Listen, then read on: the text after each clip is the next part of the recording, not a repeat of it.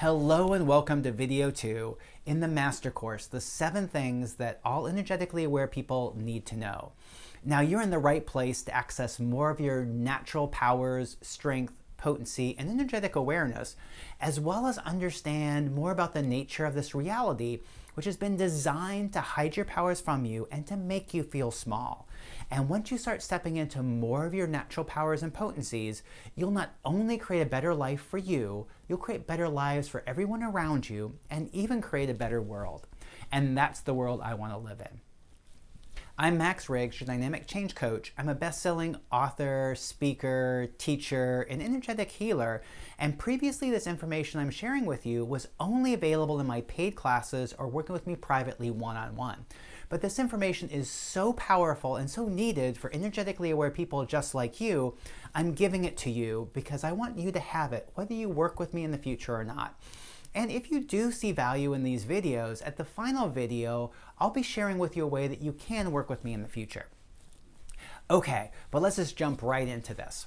Now, I'm going to be referencing information from the first video, so if you haven't yet watched that, please pause this video and watch that first one, because that information will be built upon in this video, and I want to make sure you have all the groundwork so you can get the most out of this video.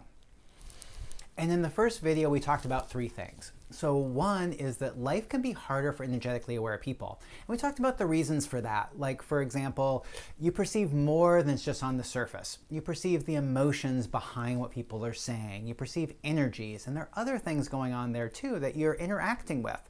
And one thing we didn't talk about in that first video was that you're also working to change things energetically when you're interacting with people. Yeah, and so you probably had this experience where you were talking with a friend who had a bad day or whatever, and then after your friend finished talking with you, they felt a lot better. Now, you might have thought it was just like you said the right thing, or they just needed to get those words off their chest and they felt better. But what if you were actually also energetically doing things that were changing what was up in their reality? Ooh, yeah. So all the places that you've been energetically changing things in addition to working on the surface. Ooh, wowza. Do you choose to release and let go everything that you decided or made small about you because of that? Ooh, yes, I choose that. Vaporize, liquefy, vaporize, liquefy, vaporize, liquefy. And that was kind of like the main point I was talking about in the first video, is that when things are more difficult than you think they are, it actually means you're stronger than you think you are. Yeah, and so once again is, if you're interacting with somebody and you come off drained and thinking, oh, well, I was just talking with them, kind of can make you feel small. But if you realize, whoa, I was completely changing their reality. I was healing them. I was changing them. Whoa, right. Yeah, it just proves that you're a lot stronger than you thought you were. Awesome. And then the second thing we talked about was using energetic clearings and how we kind of need to use energetic clearings to change things because we can't just think our way out of it. And using energetic clearings kind of brings up that emotional energy that allows us to be able to change things that previously we couldn't change. And that's one of the things I'm really excited about, because we can use energetic clearings for anything that hasn't been changing for us. And then 3 is that external forces are often stronger than we give them credit for. And that's the same thing. Once again, it proves that you're stronger than you thought you were, and also shows us reasons why many of the limiting beliefs we haven't been able to change, because there was a component of those limiting beliefs that wasn't even your component. It belonged to someone else. It was implanted in you from parents, teachers, or other people that had beliefs about that kind of got glopped and glommed in together into that one belief. And so the trick around that was, for any limiting belief, we break out the part that is your part and break out the part that's something else's part, because when you're left with your part only, you can change that. And we talked about that a little bit, is you can only change things that you own, not things that you can't own. Okay, so let's jump right into what we're going to learn today. Now, this is pretty exciting, and I know you're going to love it. And so the first one is, we all kind of know that when we take on a challenge and we succeed at it, we feel empowered and we feel ready to take on the world and take on more. But what often happens is we don't fully succeed at many of the challenges. And some of the challenges we might even think that we failed at. Now, what's interesting is the kind of default of when we don't succeed at a challenge, the default is it disempowers us. And I'm going to be sharing with you how you can change even what seems like a disempowering challenge, how you can use that to become more of the person that you would like to be. And then the second is how to use language to create more of the life you would like and not lock in parts of your life that you don't, well, that you currently have that you don't like. And then third is when we try to change something that can't be changed, that disempowers us. Whoa, and everything that brought up, do you choose to release and let all that go? Ooh, yes, I choose that. Vaporize, liquefy, vaporize, liquefy, vaporize, liquefy. And now I'm also going to show you a trick about that too, because most everything can be changed, but sometimes it can't be changed right away. Okay, so let's talk a little bit more about challenges. Now, challenges can either empower you or disempower you, but we've often been told that challenges should only empower us, or if they disempower us, that we're weak or there's something wrong with us. Ooh, wowza, so everything that brought up, do you choose to release and let all that go? Ooh, yes, I choose that. Vaporize, liquefy, vaporize, liquefy, vaporize, liquefy. Yeah, and so what are some things we've been told about challenges? Like often from motivational speakers or coaches, they'll say something like, what doesn't kill you makes you stronger. Or from the New Age spiritual community and self-help gurus, we've heard things like, oh, that challenge had to happen so you could learn that life lesson. Ugh, yikes, woo! So everything that brought up, do you choose to release and let all that go? Yes, I choose that. Vaporize, liquefy, vaporize, liquefy, vaporize, liquefy. Whoa. Yeah, and that's what I found is like many of these quote unquote positive quotes actually have limiting beliefs that are built into them. Whew.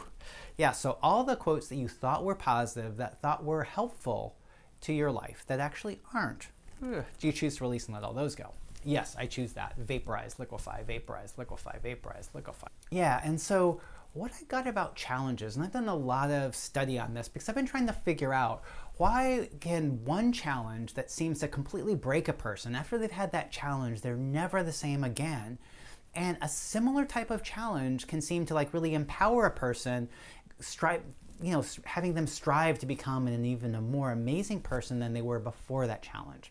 And the thing that I got actually might surprise you, because while a challenge that you do win or succeed at is empowering, think about like doing your first run, your first race, when you've never run at all in your life before. You train for it, and then you run the race, and you finish it. But maybe you came in even last. That challenge could really empower you because you took on the challenge, you completed it, and you won. Even though you came in last, you won because you completed that challenge successfully. But what happens when there isn't a win option in a challenge, or there is a win option and you quote unquote fail? Ooh, wowza, so everything that brought up, do you choose to release and let all that go? Woo, yes, I choose that. Vaporize, liquefy, vaporize, liquefy, vaporize, liquefy. Because when the challenge doesn't have a win or success as a possible outcome, or you don't make that, the default is the challenge actually disempowers you. Woo, yeah, woo. Yeah, so just release and let all that go. Let it go, let it go, let it go, let it go. Okay, so then how can a challenge that disempowers one person actually seem to empower another person? Well, it's not actually the challenge itself that was the cause of the person being able to move beyond it and seem like empower them. What actually happened is they chose to use that challenge to become more the person that they came here to be. Now, the part that I kind of want to get about this is the default of a challenge that you don't succeed, you don't win at, is to disempower you. That's the default. So if you don't do anything, that's just naturally what's going to happen. And that's probably happened to you, and I know it's happened to me. Because there have been a lot of challenges I've gone in through my life that didn't seem like I won, or actually it seemed like I lost. Whoa, and everything that brought up, do you choose to release and let all that go? Yes, I choose that. Vaporize, liquefy, vaporize, liquefy, vaporize, liquefy. And so the trick is for any challenge that doesn't seem like you're going to win, or winning isn't a possible outcome, is to ask the question, how can I use this challenge to become more the person I came here to be? So let's ask that. So for any challenge you're going through that's really tough, or it doesn't seem like you can succeed, how can you use that challenge to become more of the person you came here to be? Yeah. And sometimes you're going to get an answer to that. You know, you'll get an energetic answer or even a logical answer. And sometimes it's just really just putting that question out, putting that energy out, that you're going to use that challenge to become more of the person you came here to be. That doesn't mean that you had to have that challenge was required for you to become the person you came here to be. No, you're choosing to use that challenge to become the person you came here to be. Okay, cool. And now the next part, which is kind of related to that, is how we can use language to create more of the life that we would like and not lock in the parts of our life we don't like. Now, the thing is language is really interesting. You know, we've been using it all of our lives and we don't give much thought to the words we do. We throw out stuff like, oh, it would kill me to do that, or I hate doing this, or I'm so sick of doing this. Now, it just sounds like they're words, but words are actually magic spells that create your reality. Woo! Yeah. So everywhere you've been using disempowering language, do you choose just to remove and destroy all that? Yeah, vaporize, liquefy, vaporize, liquefy, vaporize, liquefy. And what's really interesting is, you know, when we say something, like let's take an example, like your morning starting off really bad. Woo! Okay, so I see some of you did have a pretty bad morning. Okay, and what do we often say when somebody talks to us about that? You know, you can say something like, oh my God, I'm having an awful day. Okay, and on one side that's true because things aren't going so well. But when we say things like that, we put statements out, both the universe and our subconscious work to make that true. Woo. Yeah, so when you say something like, I'm having an awful day, the universe and the subconscious hear that, and so they tend to give you more of that awful day. Ugh, wowza. Okay, so everything that brought up, you choose to release and let all that go. Yikes. Vaporize, liquefy, vaporize, liquefy, vaporize, liquefy. Yeah, and so what basically it is statements about like a current condition often have a way of backfiring to give you more of that current condition rather than making it less. And it's basically what we've been trained all of our lives, is to kind of state what's going on. So we state what's going on, we don't state what we would like to have. Now, so the part about how you can really use language more effectively is, like, maybe it's not that your morning is awful. Maybe there's just a small part of it. Like, let's say the reason your morning is awful is because you had a meeting that didn't go so well when you first started off the day. And so the thing is to be very specific about when you're making statements about your current reality. And so instead of saying, you know, your day's awful, you could say, oh, my morning didn't turn out so well. Or even better, my meeting didn't turn out so well. Yeah, okay. And so it's, once again, it's like not to make this huge blanket statement. Or another one that comes up that people say is like, oh, my life sucks. Whoa, oh, ugh, yikes. So everything that brought up, do you choose to release and let all that go? Yes, I choose that. Vaporize, liquefy, vaporize, liquefy, vaporize. Whoa. Yeah, so you don't want to make statements like that, because then your subconscious and the universe work to make that true. Yeah. So you want to define so if we're going to make statements about your current reality, and especially the current reality that you don't want, make those very limited. Limit it to what it actually is. Okay. And then how can we start using language to start really creating more of the life we would like? And that is using questions. Now, it's really cool. If I ask you a question, what is your favorite color? Yeah, you just instantly know. It instantly pops into your brain. If I say, do not think of your favorite color, yeah, you can't. It's just like it pops into your minds, because questions have a way, it's like this magic that just has to be answered. And so when you ask questions of like trying to make your day better or things like that, the universe and your subconscious work together to make that true. Now, how can we use this? Well, I'll tell you how we normally use it in a way that doesn't work for us. We make a statement around something. So we're having you have a bad day, you're having a whatever, and you'll say something like, why does this always keep happening to me? Ooh, wowza. Vaporize, liquefy, vaporize, liquefy. And the thing is when we ask a question, the universe and the subconscious work to make that true.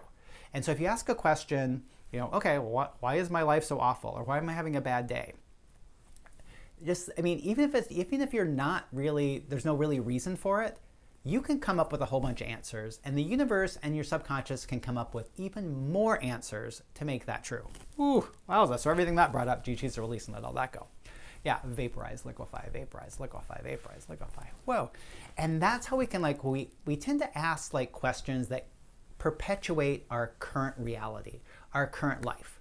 You know, so the same sort of thing is, you know, if you have a job you don't like, it's like, you know, why does my boss keep doing this? Or why can't I get a job that I would really like? Whoa, wowza, that's a big one for a lot of you. Whoa, okay, so everything that brought up, do you choose to release and let all that go? Whew, yes, I choose that. Vaporize, liquefy, vaporize, liquefy, vaporize, liquefy.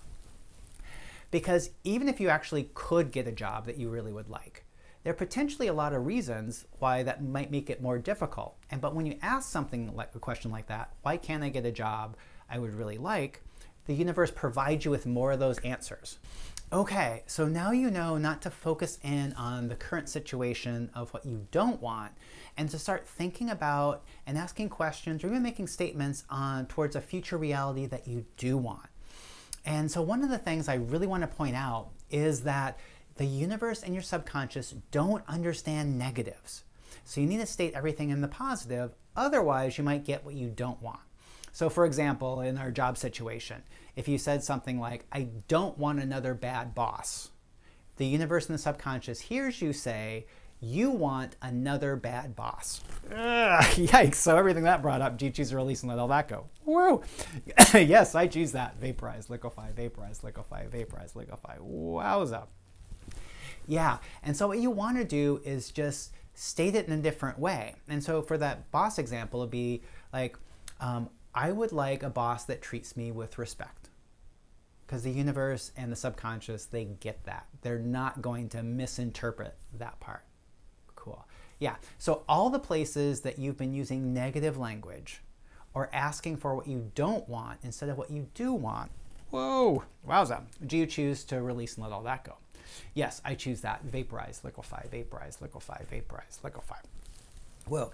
And so the thing is like for anything in your life that's not working, any situations that aren't working, is to see if you can change the questions that you're asking to ones that work to create more of the life that you desire, more of the things that you desire, rather than trying to push away the things that you don't.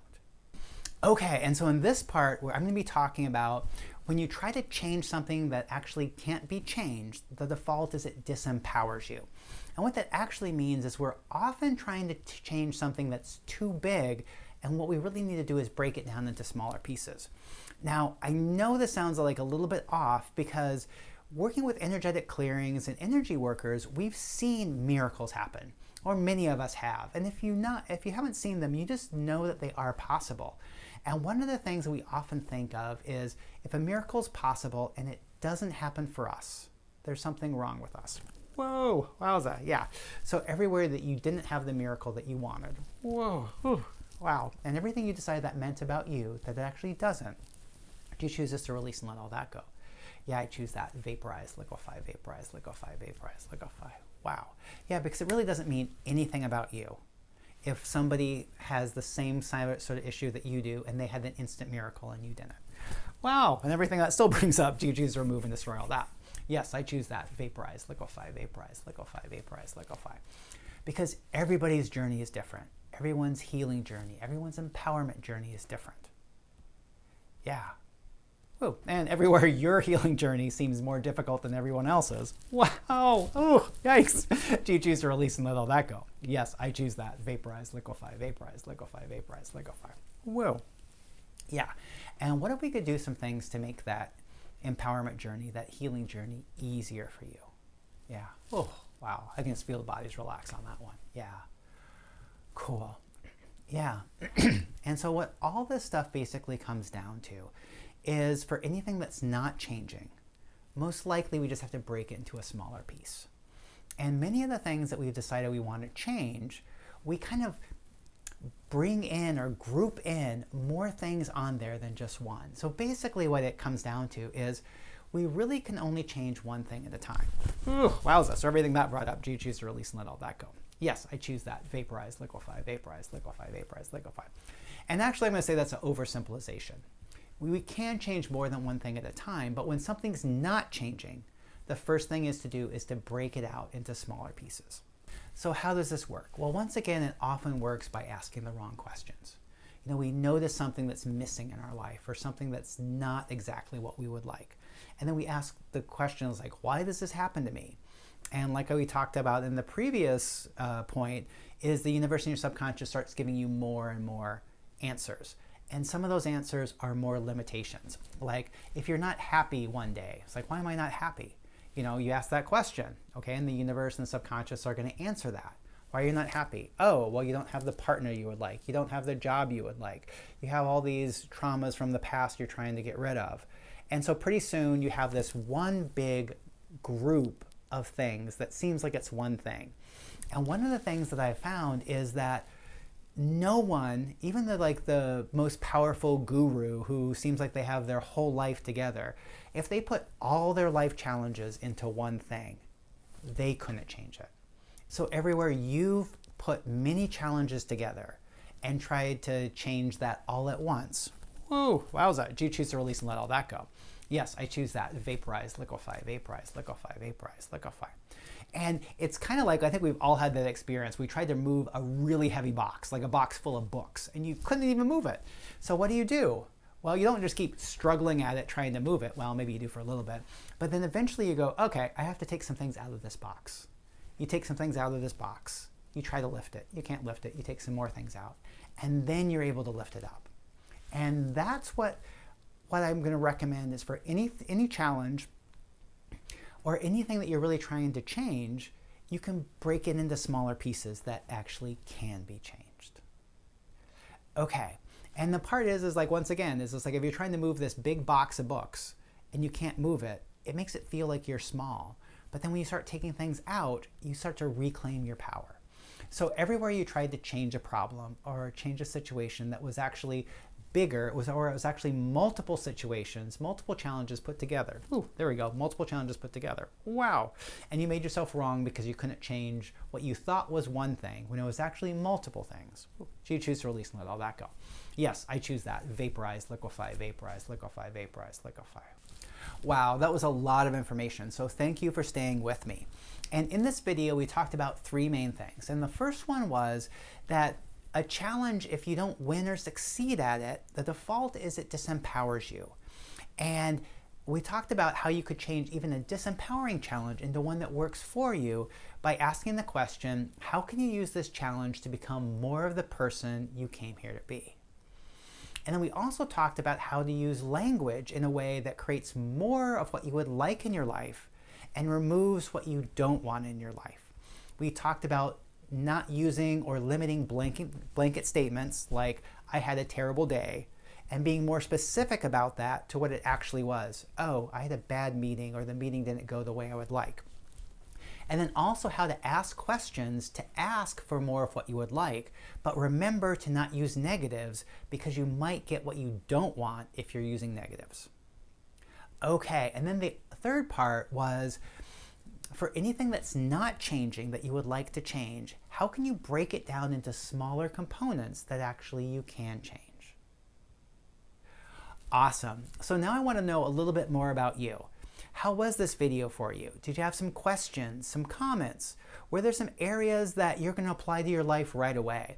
Or even just let me know, tell me you're alive, because I do read all your comments. They are important to me.